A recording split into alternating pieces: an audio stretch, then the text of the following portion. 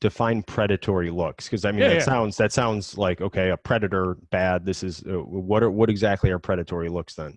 Yeah, real quick, just for lexicon buffs that are out in the audience, these are my words. So you're going to go to a dictionary and try to find them, and you're going to go, hey, I haven't found it. You'll find them in DOD, U.S. Department of Justice, that kind of stuff. You'll find them in court records and stuff. But these are terms that I made up to name something that people couldn't name. So when it comes to predatory looks, I want you to think about this.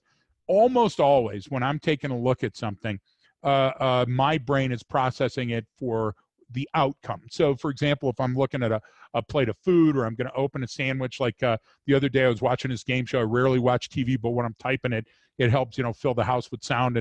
And so in Rogue Manor, I got a big TV set, and there's some ridiculous game show. And just before the person answers, they lick their lips. Okay, that's an anticipation signal. That's just like taking your hands and either going slowly or going fast. Tell your kid they're going to Farrell's ice cream parlor and you'll see, woo! Okay, those anticipation signals come from the brain's chemistry changing and anticipating a positive outcome. Things are going to go good. The guy licking his lips, he wasn't nervous. Totally different in the context of an interview. Do you get what I'm saying? Where you get the big gulp and a guy licking his lip.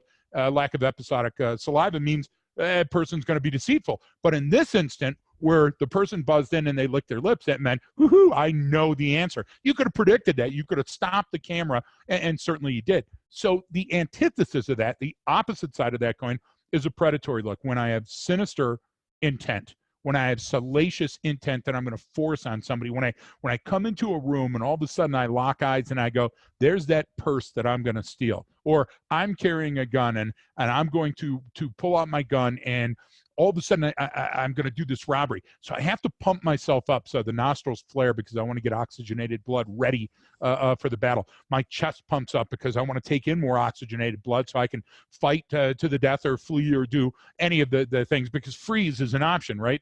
People that don't train and are overwhelmed or overcome by emotion or by the event.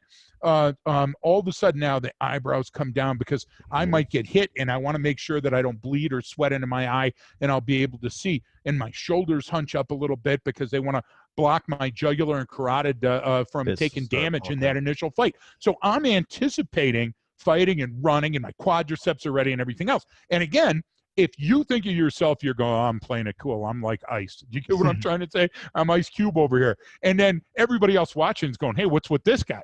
So if you're watching, but if you're doing this, you're not going to see any of these pre-event indications. So the problem is that functional field of view, when it's tied to a phone or your iPad or out your window screen, which becomes a television screen, and now all you can see is the front bumper of the car in front of you, you lose focus. So predatory looks are those looks which we will see just before an event, leading up atmospheric and biometric cues that the human body will always give off.